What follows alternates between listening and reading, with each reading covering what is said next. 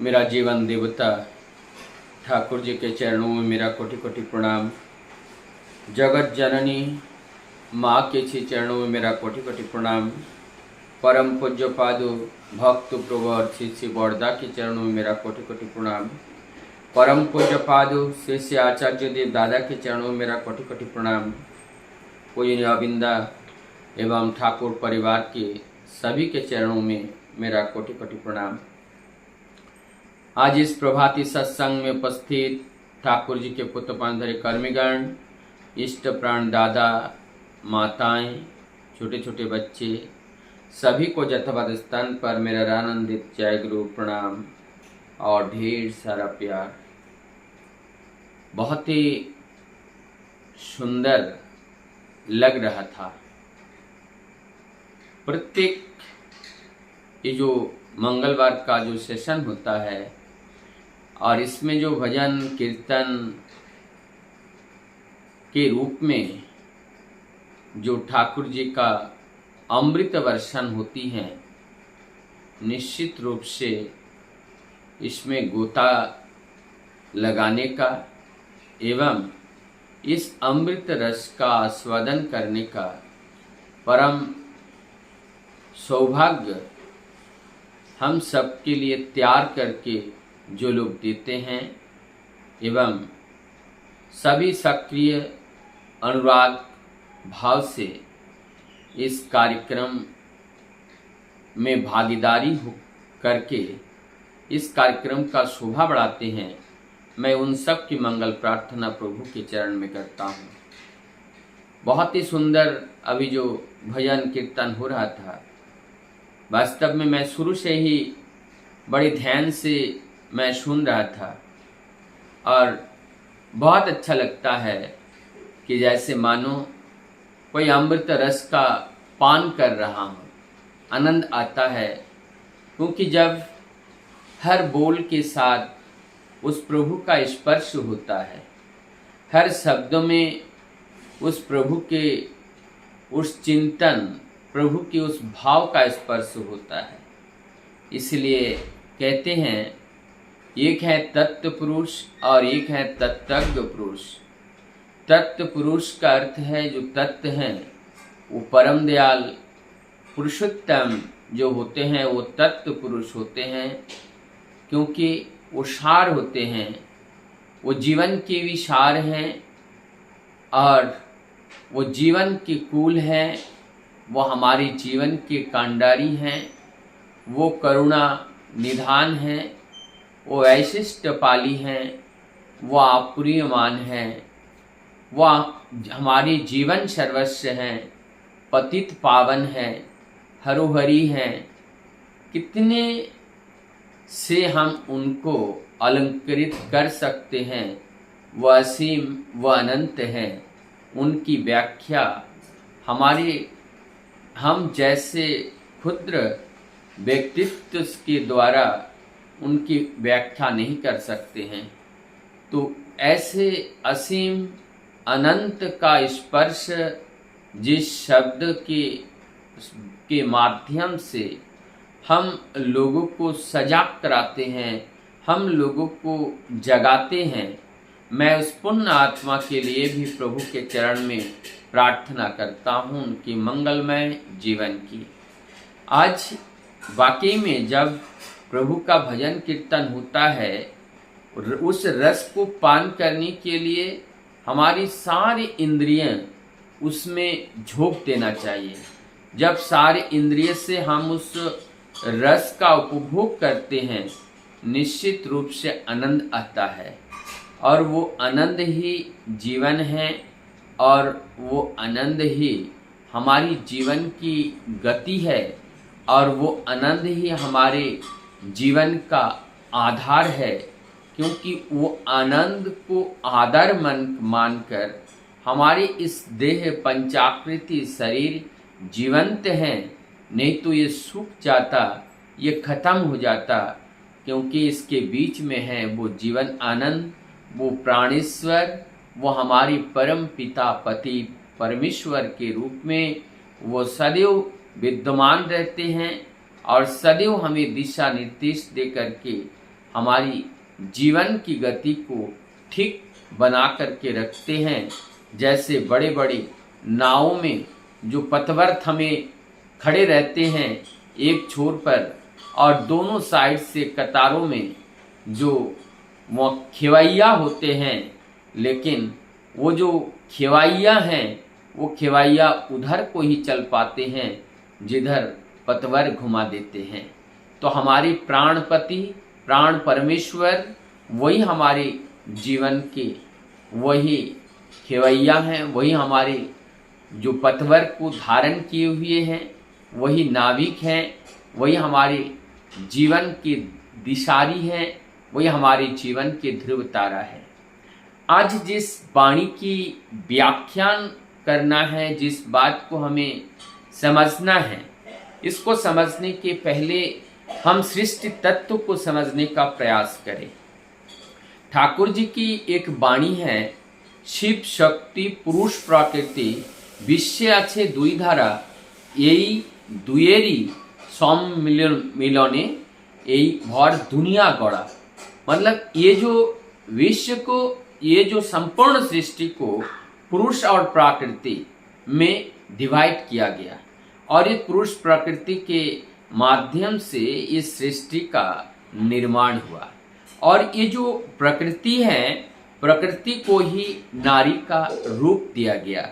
और यहाँ पर ये जो प्रकृति है, प्रकृति को हम दो तरह से, यदि हम इसमें आकृष्ट होकर के, आबद्ध होकर के इसे उपभोग करते हैं, तब तो हमारा पतन निश्चित है।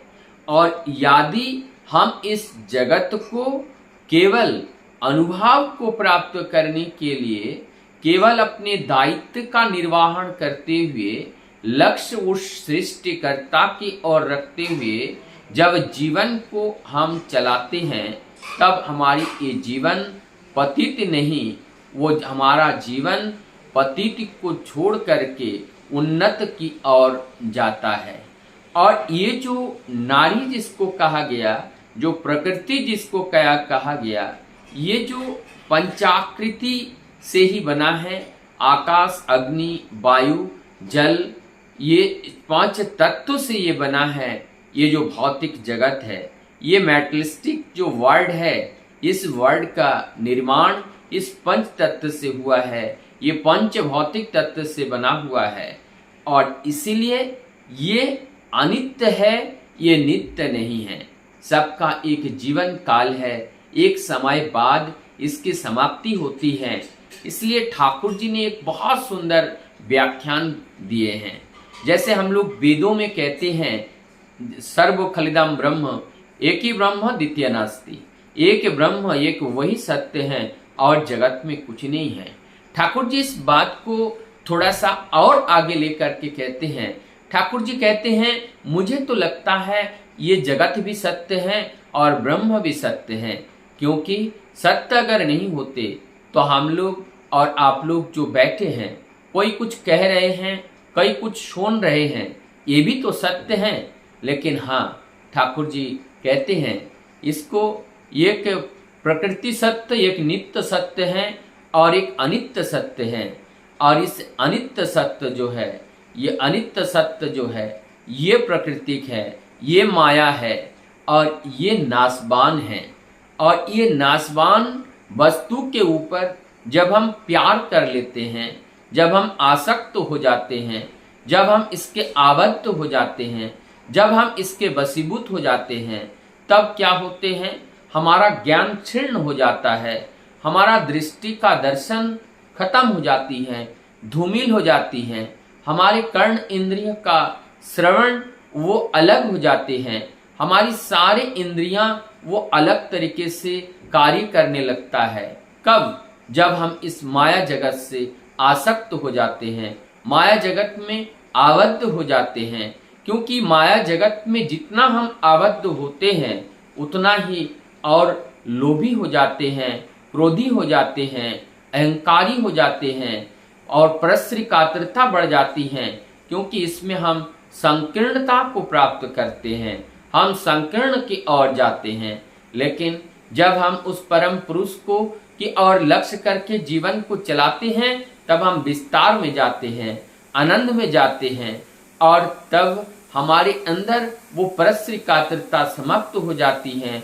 हमारे अंदर वो दैवीय गुण, ईश्वरीय गुण से भर जाता है।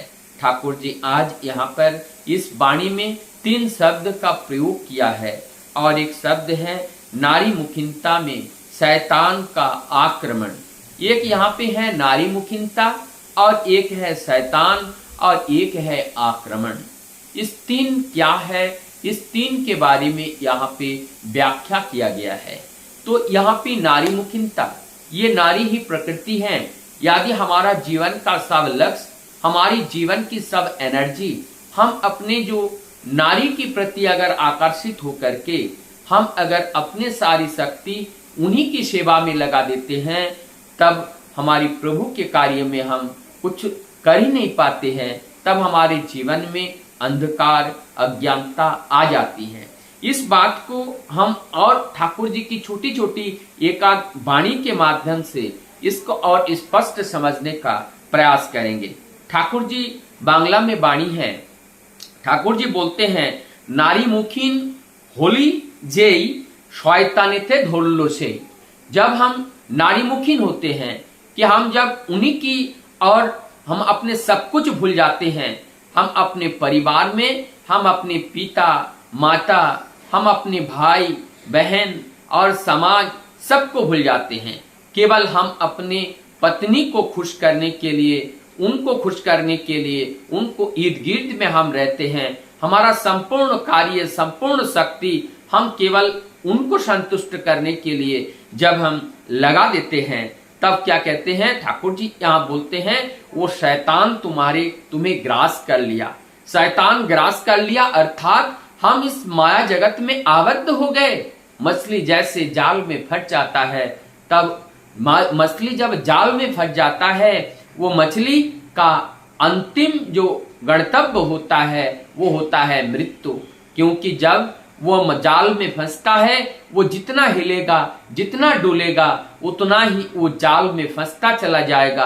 अंततगतवा उस जाल से निकालने का कोई और रास्ता नहीं बचेगा, मृत्यु ही एकमात्र शेष रह जाता है। ठीक उसी प्रकार से हमारा जीवन भी वैसे होते हैं। यदि यहाँ पर माना नहीं कर रहे हैं कि किसी की सेवा मत करो, लेकिन जीवन के सब कुछ, सबको अनदेखी करके, सबको किनारा करके जो हमारे पत्नी कहे वही सही है, जो हमारी वो दिशा निर्देश थे वो सही है, हम जब उनको गुरु मना लेते हैं, हम जब उनके निर्देश को पालन करते हैं, तो इनडायरेक्टली वो गुरु के स्थान पर बैठ जाते हैं। जब हमारी पत्नी को गुरु के स्थान पर बिठा करके उनके निर्देश को पालन कर लेते हैं और उनके निर्देश जब हमारे जीवन का मुख्य बना लेते हैं, तब हमारा जीवन अंधकार में जाना तय है, निश्चित रूप से अंधकार की ओर जाएगा। क्योंकि ये ठाकुर जी की ये जो वाणी है, ये ब्रह्म सत्य है, ये कभी मिथ्या नहीं हो सकते हैं। यही प्रैक्टिकल करके हम देखते हैं, समाज में हजारों जीवन को पतित होते हुए हम लोग देख पा रहे हैं, और उसका एकमात्र मूल कारण ही यही है। और एक जगह पे ठाकुर जी की वाणी है, उस वाणी में कहते हैं, पुरुष मांगे नारीर प्रणय, नारी मांगे टाका, एमनी करे चलते जगत बाँचा बाड़ाए फाका। जब ये पुरुष जब नारी की और जब झोंक होती है, और नारी का चाहत और उनका लक्ष्य केवल उनकी धन दौलत यौवन इसके ऊपर रहता है, जब इसके ऊपर उस नारी का लोलुपता रहता है और पुरुष उस नारी के पीछे पीछे भागता रहता है, और तब क्या होता है, तब इस जगत में बचने बढ़ने का जो जगह है वो शून्य हो जाता है, खाली हो जाता है, बचना बढ़ना नहीं होता है। अर्थात बीइंग एंड बिकमिंग यहाँ बाधक हो जाते हैं, और जहां बीइंग एंड बिकमिंग बाधक हो जाते हैं, जीवन अवसन्न हो जाता है, तब एक कर्म ना करके, यह हम कर्म ना करके एक तरह का कर्म ना करके कर्म का उल्टा होता है। और ये जो होते हैं कर्म ही धर्म होता है, और ऐसा कर्म में हम संलिप्त हो जाते हैं जहां अधर्म का धोतक होता है। इससे हमें बचना है और इससे बचने के लिए ठाकुर जी ने जो उपाय दिए हैं, उपाय क्या है कि नारी लोलुप ना होकर के, नारी को सर्वस्व ना मान करके हमें इष्ट को, हमें अपने परम पिता को, हमें अपने आदर्श को जब हम जीवन सर्वस्व मान करके चलते हैं तभी हमारी जीवन में सब कुछ रक्षा करना होता है। ठाकुर जी की कितनी सुंदर वाणी है, इसको पॉजिटिव वे में जब हम ऐसे करते हैं तो इस तरह से हमारा जीवन पतन की ओर जाते हैं, और इसका उल्टा जब हम क्या करें, क्या करने से हमारा जीवन उत्थान की ओर जाए। तो ठाकुर जी यहाँ पे जो वाणी है, कहते हैं স্বামীর ঝোঁকে ছুটলে नारी श्रेष्ठ ছেলের मान, और इष्ट झोंके छूटले पुरुष प्रज्ञा अनुपमा। यहाँ पे कहते हैं क्या हमें करना चाहिए जब एक नारी एक स्वामी के पीछे पीछे जब वो दौड़ता है।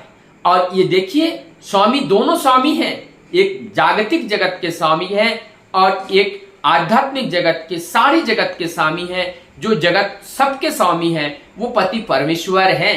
और ये जो एक नारी के लिए अपने भौतिक जगत के जो पति परमेश्वर हैं, उनको जब पति परमेश्वर सोच करके उनकी कार्य में जब हम, उनकी ईश्वर आराधना में जब हम सहयोगी बनते हैं, भागीदारी होते हैं और उनके पीछू पीछू जब हम चलते हैं, तभी हम एक अच्छे संतान के अधिकारी होते हैं। क्योंकि नारी का जो लक्ष्य होता है इस सृजन प्रगति में, उनका भागीदारी होता है कि ऐसा एक दैवीय संतान इस धरती पर उस प्रभु से मांग करके लाए कि वो संतान इस धरती के जो सृजन प्रगति है सुंदर रूप से बहन करके उसको लेकर के चल पाए। तो इसके लिए जो रॉ मटेरियल्स होते हैं, इसके लिए जो एसेट होते हैं, और वो है एक मनुष्य, और वो मनुष्य एक नारी और पुरुष के माध्यम से ही सृष्टि होता है, उत्पन्न होता है। तो ये पवित्र आत्मा होनी चाहिए। ऐसा जब दो पवित्र आत्मा होती है तभी ऐसे पवित्र देवतुल्य संतान इस धरती पर आता है और तभी धर्म की रक्षा हो पाती है। यही ठाकुर जी का उद्देश्य है, ठाकुर जी यही चाहते हैं। और ये प्राप्त करने के लिए कैसे क्या करना चाहिए उस प्रोसेस को ठाकुर जी बताते हैं। अगर ऐसा हम नहीं करते हैं, नारी लोलुप होकर के चलते हैं, तो समाज में क्या होगा, संक्रमण हो जाएगा, समाज में आक्रमण हो जाएगा। काहे का आक्रमण होगा, राक्षस का आक्रमण होगा, शैतान का आक्रमण होगा, दुष्ट का आक्रमण होगा। तब इस समाज में बचने के लिए कोई भी जगह शेष नहीं रहेगा। लोग अपने शांति से जीवन को व्यतीत नहीं कर पाएगा, क्योंकि दुष्ट का से ये धरा भर जाएगा। तब प्रभु का इच्छा पूर्ण नहीं होगा, तब इस धरा के ऊपर प्रभु को फिर दोबारा आना पड़ेगा और आकर के इस दुष्ट का दमन करना पड़ेगा। लेकिन प्रभु क्या, वो जिसको हम नारायण कह रहे हैं, शंख चक्र गदा पद्म धारण करके इस धरती पर वो इस तरह से आते हैं? नहीं, ये जो नर नारी है, ये जो पुरुष है, ये जो सृष्टि है, और सृष्टि के जो लोग हैं उनको देवतुल्य तैयार करके, देवतुल्य बना करके ऐसे प्रोसेस के माध्यम से, और उनके कंधे में ये अधिकार, उनके कंधे पर ये भार दे देते हैं। क्योंकि मनुष्य एक वेस्ट क्रिएचर है इन दिस वर्ल्ड। ये प्रभु का, परम पुरुष का, ये जो परमात्मा का ये श्रेष्ठतम एक सृजन है, और उसमें से मनुष्य एक जो है बेस्ट क्रिएचर है। और मनुष्य के ऊपर परम पिता इतना आशा करते हैं, इतना उम्मीद करते हैं। आइए हम उनकी आशा को के ऊपर खरे खरे उतरे और उनके जो निर्देशावली हैं उनको जीवन में पालन करें, और नारीमुखीन होकर के हम जीवन व्यतीत ना करें। हम इष्टमुखीन बन करके, हम गुरुमुखीन बन करके अपने जीवन को चलाएं। जब हम इष्टमुखीन होंगे, जब हम गुरुमुखीन होंगे, तब शैतान हमें आक्रमण नहीं करेगा। तब शैतान नहीं, तब क्या होगा, तब वो देवताओं का वास होगा, देवदूत का संग होगा। तब हमें देवदूत के साथ संग मिलेगा। कब मिलेगा? जब हम इष्टमुखीन होकर के चलेंगे, गुरुमुखीन होकर के चलेंगे, तब हमारे साथ कौन दूत रहेगा? देवदूत का साथ मिलेगा। जब हम नारीमुखी हो रहेंगे तब शैतानों का साथ मिलेगा। अगर हम शैतानों का साथ मिलकर के जीवन यापन करें तो ये समाज, ये परिवेश ध्वंस की ओर जाएगा, विध्वंस की ओर जाएगा, ये सृष्टि नष्ट हो जाएगा, सृष्टि पतन की ओर जाएगा, सब नाश हो जाएगा। लेकिन इस सृष्टि को नाश नहीं, सृष्टि की रक्षा के लिए हमारी इस धरती पर आना हुआ है और हमें उस देवदूत बन करके ठाकुर जी उस कार्य को परिपूर्ण करने के लिए हम लोग आए हुए हैं। तो इसीलिए हम शैतान का साथ नहीं करें, संग नहीं लेंगे, हम देवदूतों का साथ लेंगे। और देवदूतों का साथ लेने के लिए हमें इष्टमुखी होकर के, गुरुमुखी होकर के जीवन को, गुरु के निर्देश को पालन करते हुए चलना पड़ेगा, तभी ऐसा हमारे जीवन में संभव होगा। सबके मंगल प्रार्थना परम दयाल के चरण में करता हुआ मैं अपनी बात को यही विराम देता हूँ। जय गुरु, वंदे।